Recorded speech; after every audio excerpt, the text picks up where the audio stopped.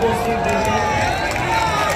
এই মানুষের দিকে আমরা সারা বাংলার মানুষ তাকিয়ে থাকি। একটা বাংলার মুক্তি আন্দোলন শুরু করার যে যোগ্যতা তা আমি দেখতে পাই ওনারই আছে। এখানে একটা ব্যক্তিগত কথা না বললেই নয়।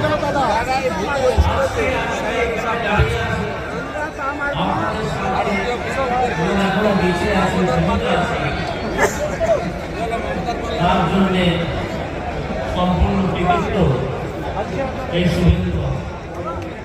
তিনি না